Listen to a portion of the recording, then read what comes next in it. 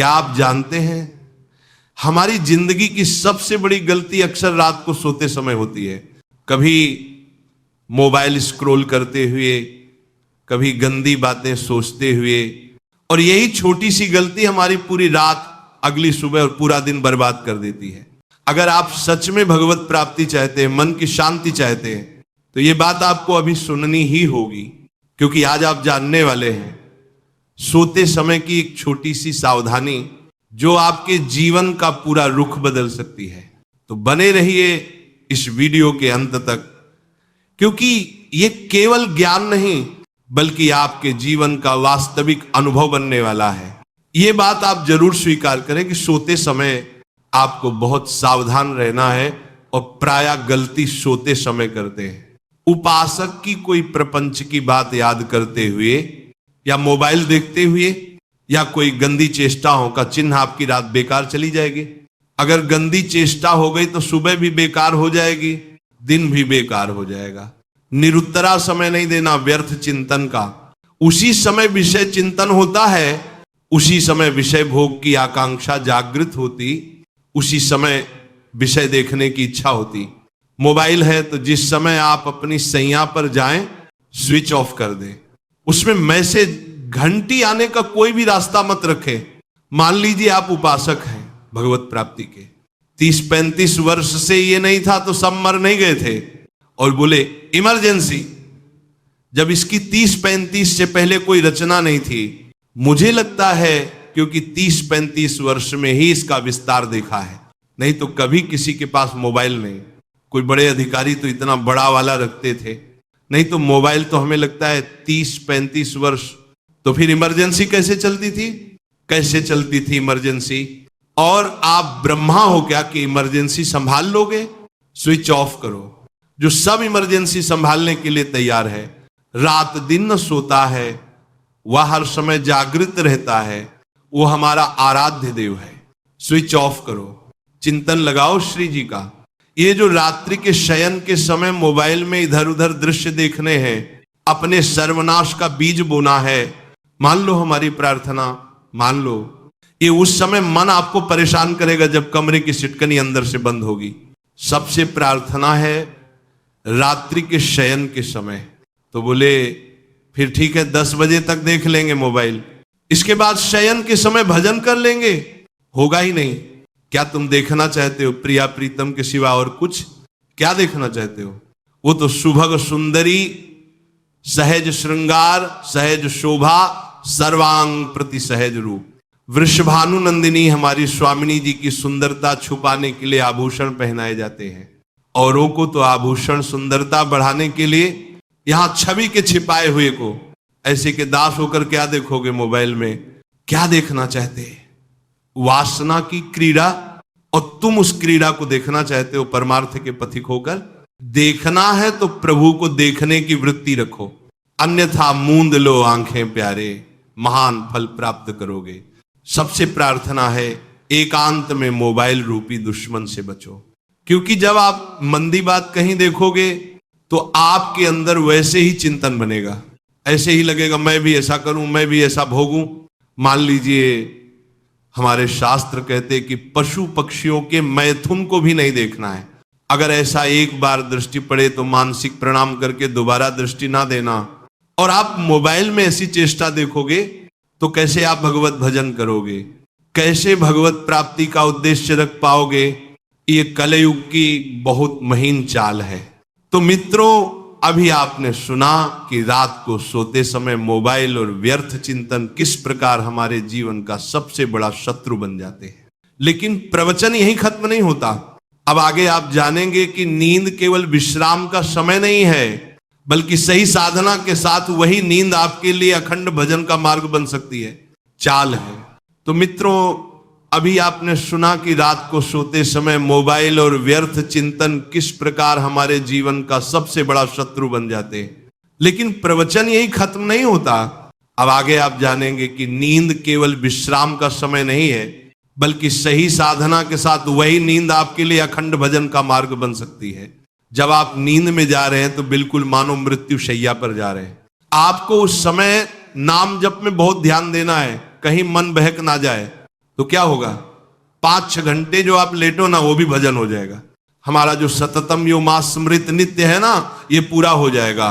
नहीं तो उस समय हम सो जाएंगे तो हमारा 6 घंटे का वियोग हो गया, 6 घंटे भजन रुक जाएगा।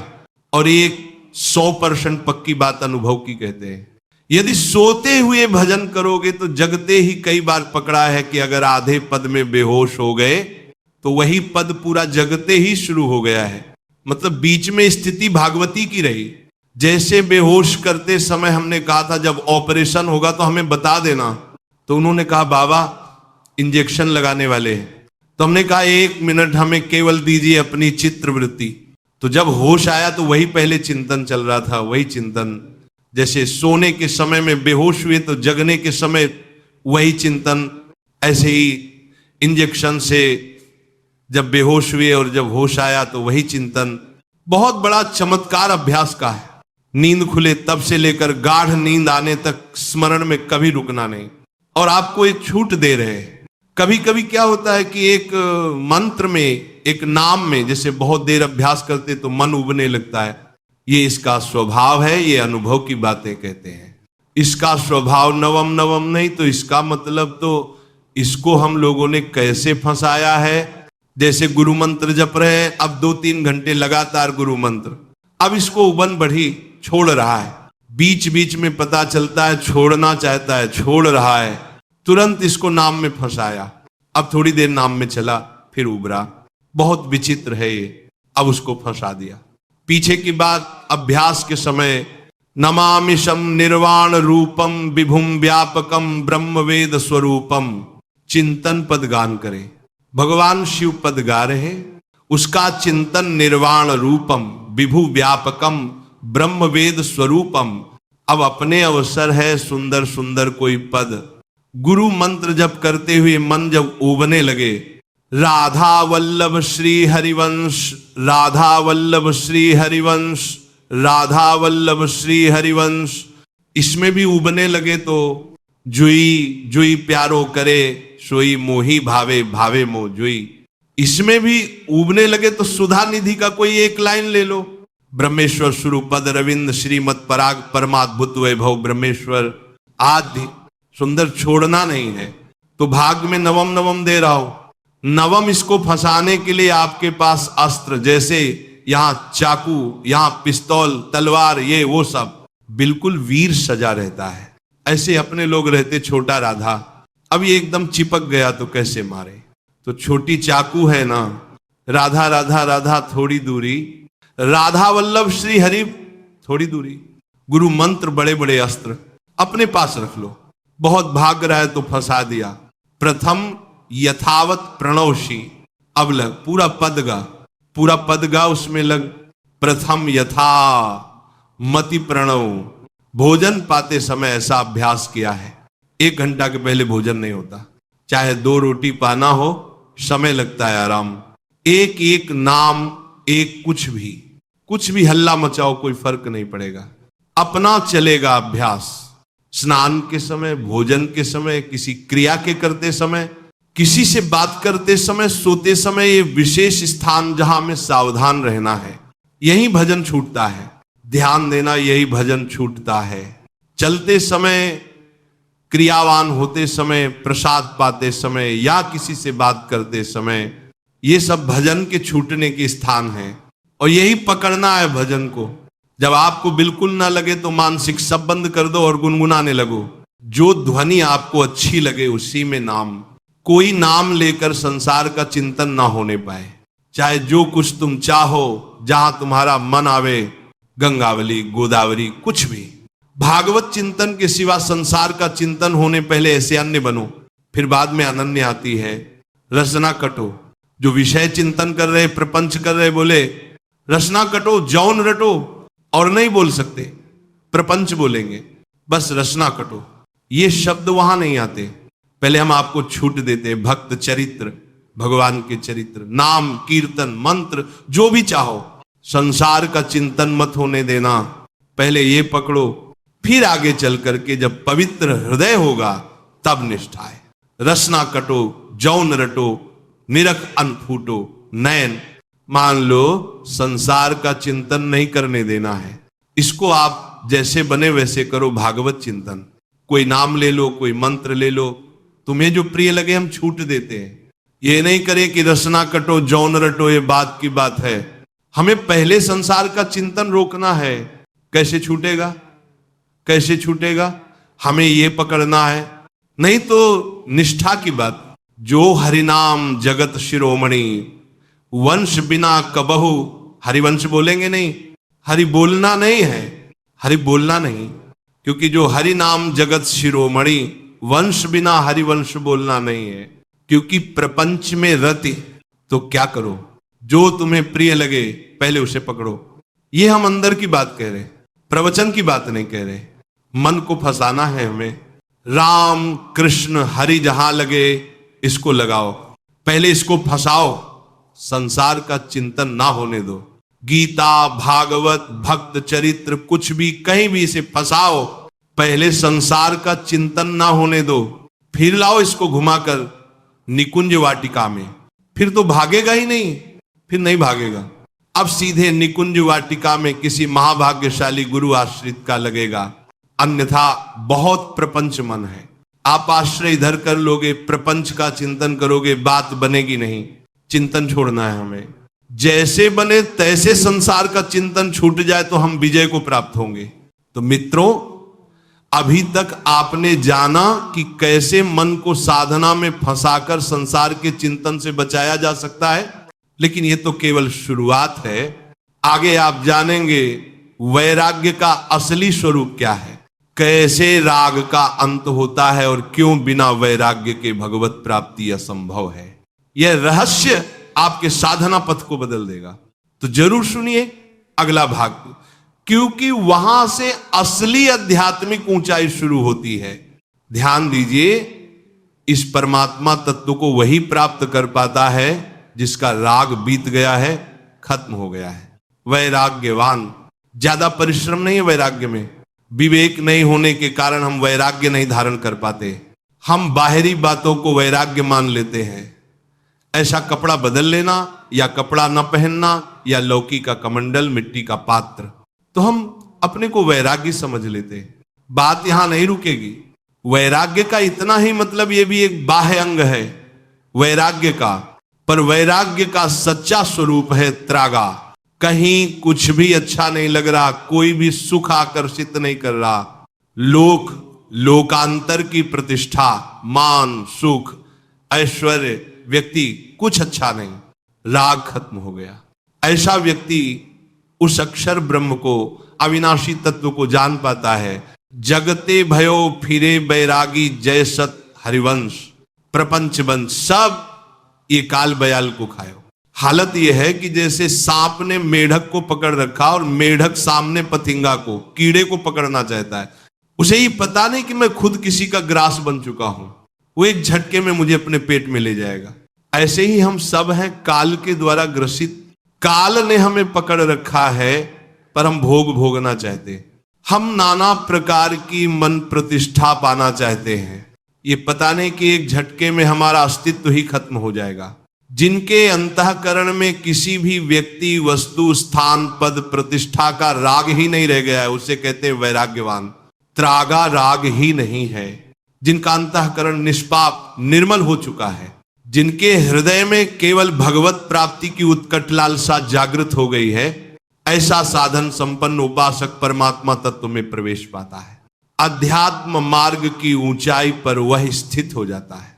मित्रों, अभी आपने जाना कि वैराग्य का असली स्वरूप क्या है, कैसे जब राग पूरी तरह समाप्त हो जाता है तभी परमात्मा तत्व की प्राप्ति संभव है।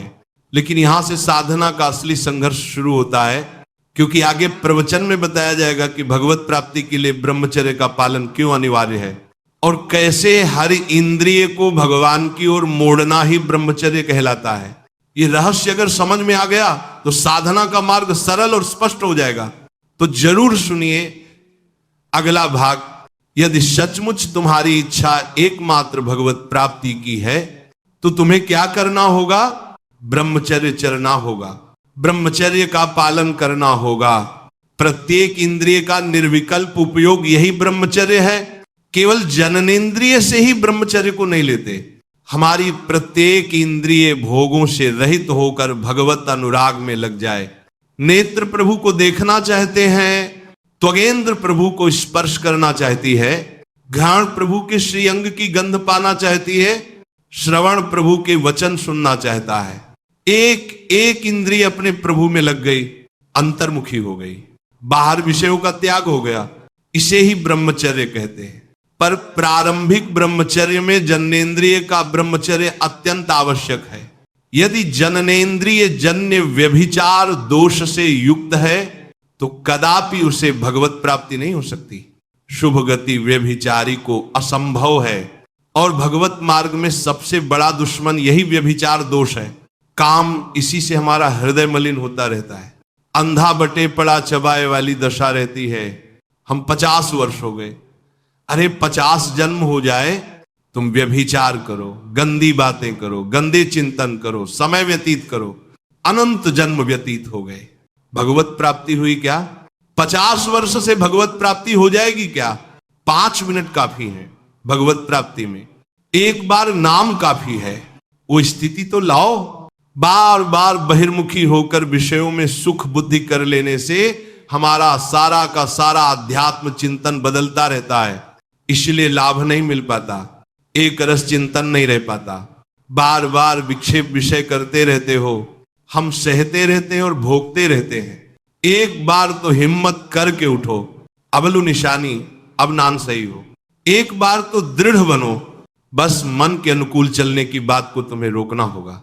जब हम किसी विषय के वेग को सहते हैं, विषय नहीं भोगते हैं, तो मन बहुत जलाता है। उस जलन में फिर एक ही बात होती है, बस भगवत प्राप्ति हो जाए, झट झट खत्म हो जाए। कब तक हम इसमें चलेंगे? एक बार वह जलन हमको भगवत प्राप्ति की इच्छा प्रकट करती है। अपने लोग क्या करते हैं? जलन को मिटाने की कोशिश करने लगते हैं, तो भगवत प्राप्ति की इच्छा कहां? भोग प्राप्ति की तृष्णा जागृत हो जाती है। भोगे हुए भोगों को बार बार भोगने की इच्छा का नाम तृष्णा है। बाहर और भीतर से कोई सहयोगी नहीं, जल रहा है उपासक, तब रास्ता निकलता है भगवत प्राप्ति का, तब इच्छा प्रकट होती है। अब नहीं, बहुत जल लिया, अब तो केवल प्रिया जी के समीप जाना है, अब तो प्रभु के सानिध्य में रहना है। नहीं, इन भोगों की जलन में जलना है, पर यहां तक पहुंचने के लिए जलना होगा। तभी लिखा सहत सहत बाहे भगति तास भारत, क्योंकि आगमा पायन और नाशवान काम क्रोध आदि तुम्हें प्रेरित करेंगे। तुम इनके वेगों को सह जाओ, ये स्थायी नहीं है, आमापायन है, आने जाने वाले हैं, और ये सहन करने से नष्ट होते हैं, भोगने से बढ़ते हैं। यदि सचमुच भगवत प्राप्ति की इच्छा है तो ब्रह्मचर्य चरना ही होगा, इसमें कोई गुंजाइश नहीं, क्योंकि आप चल ही नहीं सकते। ध्यान से सुन लो, ये मनोरंजन का मार्ग नहीं है। इसमें मन ही मार, तन हार के वृंदावन में गाज, इसमें मन मारना होगा। प्रायः ये मन को दुलार करने वाले लोग कभी भाग्य से सत्संग में भी आ जाते हैं, कभी श्री विग्रह के दर्शन करने भी मंदिर पहुंच जाते हैं, कभी तीर्थाटन भी करते हैं, पर इनका कोई लक्ष्य नहीं होता। आप सुन लिया सत्संग बढ़िया है, पर लक्ष्य नहीं होता। यहां लक्ष्य वालों की बात हो रही है। यदि तुम्हारी ऐसी इच्छा जागृत हो रही है कि किसी जन्म में भगवत प्राप्ति करनी है, तो ब्रह्मचर्य चरना होगा। मित्रों, अभी आपने जाना कि कैसे विषयों के वेग को सहना ही असली साधना है, और क्यों ब्रह्मचर्य का पालन किए बिना भगवत प्राप्ति असंभव है। लेकिन आगे का संदेश और भी गहरा है, क्योंकि अब आप सुनेंगे ब्रह्मचर्य का पालन करने वाले साधक के जीवन में कौन से अद्भुत लक्षण दिखाई देते हैं, कैसे उसका चेहरा खिले हुए कमल की तरह तेजस्वी हो जाता है, और कैसे विषय पुरुष की पहचान पल भर में हो जाती है। ये सुनकर आप अपने जीवन को पहचान पाएंगे। तो जरूर देखिए अगला भाग। आप सच्ची मानिए, जिसके निकालने में तुम्हें सुख की अनुभूति हो रही, उसको रोकने में कितनी सुख की अनुभूति होगी, उन्मत्त हो जाओगे। बहुत जल्दी आपके सारे के सारे करण भगवत का होने लगेंगे, यदि आप ब्रह्मचर्य का पालन करेंगे। शरीर स्वस्थ, हल्का, मन प्रसन्न, नींद आदि पर विजय, कितने गुण ही गुण, और ब्रह्महीन आलस्य, प्रमाद, भोगों का चिंतन, मन का डिप्रेशन में पहुंचना, कमर में दर्द, टांगों में दर्द, सर में दर्द, घबराहट होना बिना किसी कारण के, मन भयभीत हो रहा है, भोजन अपच हो रहा है, बिना किसी प्रक्रिया के वीर्य नाश हो रहा है, बिना किसी प्रक्रिया के कहो को मृत्यु स्वयं स्वीकार कर रहे हो, ये मृत्यु है। चाहे भगवान दत्तात्रेय जी बोल रहे हो, चाहे भगवान कपिल देव जी बोल रहे हो, जब उपासक को संबोधन करते हैं भगवत प्राप्ति के लिए तो कहते हैं कि इस भोग वृत्ति को साक्षात मृत्यु रूप देखो, ये मृत्यु है। तुम्हारी जब शरीर राग त्यागना है तो तुम शरीर से भोग भोगोगे तो आसक्ति शरीर की पुष्ट होगी, आसक्ति भोग सुख की पुष्ट होगी, है ना? नहीं। कितने दिन शरीर रहेगा, कितने दिन भोग रहेंगे?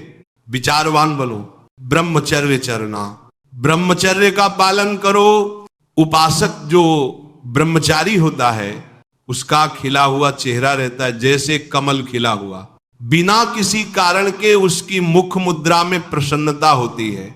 जो ब्रह्मचर्यहीन होता है उसका मुरझाया हुआ चेहरा होता है, तेजहीन, बिना किसी कारण के वह शोकग्रस्त लगता है।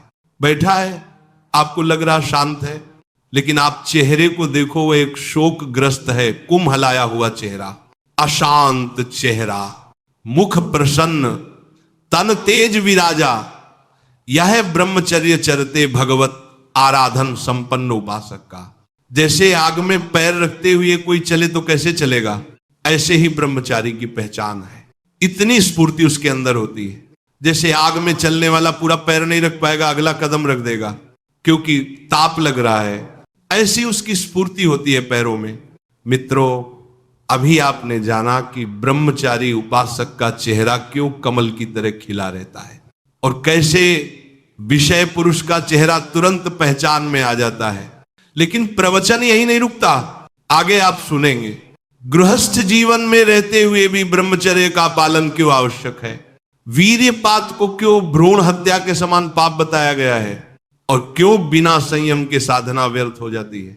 यह संदेश आपकी सोच को पूरी तरह बदल देगा, तो जरूर सुनिए। अगला भाग, आंखें एकाग्र रहती है, चंचलता इधर उधर या बार बार झपक, ये विषय पुरुष का लक्षण है। बार बार पलक झपकना ये विषय पुरुष का लक्षण है। इधर उधर ताक झांक, चंचलता, ऐसा बैठे तिनका तोड़ रहा है, पैर हिला रहा है, ये सब विषय पुरुष के लक्षण है। ये तो बिल्कुल साधारण स्पष्ट दिखाई देता है कि आदमी विषय है या ब्रह्मचारी, एक सेकंड में लक्षण होते हैं। आपको जब भगवत मार्ग का अवसर मिला है तो गृहस्थ हो, संतान हो गई, ब्रह्मचर्य से रहो, नहीं चाहिए संतान तो भ्रूण हत्या, गर्भ हत्या जैसे महापाप करने की क्या जरूरत है। उसी वीर्य से संतान उत्पन्न होती है जिसको आप नष्ट कर रहे हो, जिसको आप ऐसे पानी में बहा रहे हो, व्यर्थ फेंक रहे हो, तो उसको भ्रूण हत्या का पाप लग रहा, तो तुमको पुण्य लग रहा है। वीर्यपात कर रहे हो तुम, तुम्हें भी वही हत्या लग रही है, क्योंकि उसमें वही जीवात्मा है जो मां के गर्भ में जाकर बालक रूप धारण कर लेती है। उसको तुम नष्ट कर रहे हो, पर बुद्धि भ्रष्ट हो गई है, समझ में नहीं आता। व्यर्थ में वीर्यपात करते हो, व्यर्थ में तुम्हारा भजन बनेगा, तुम अध्यात्म के योगी बनोगे। मजाक है अध्यात्म का मार्ग, होश में आ जाओ। ये मन के दुलार को बंद करो। जब तक इच्छा ही नहीं भगवत प्राप्ति की तो फिर तुम कैसे भगवत प्राप्ति कर पाओगे? भगवत प्राप्ति की इच्छा कैसे होगी जब तुम्हारी इस तरह से निंदनीय वृत्तियां हैं? इंद्रियों को दुलार कर रहे हो, मन को दुलार कर रहे हो। भगवत प्राप्ति चाहते हो आचरण नीच और चाहते हो उच्च पदवी, सावधान हो जाओ। मित्रों, अगर ये संदेश आपके हृदय को छू गया है तो इस चैनल को जरूर सब्सक्राइब कीजिए, ताकि ऐसे ही और भी दिव्य प्रवचन और भक्ति संदेश आप तक समय समय पर पहुंचते रहें। लाइक और शेयर करना मत भूलिएगा और कमेंट में जय श्री राधे लिखकर अपनी भक्ति प्रकट कीजिए।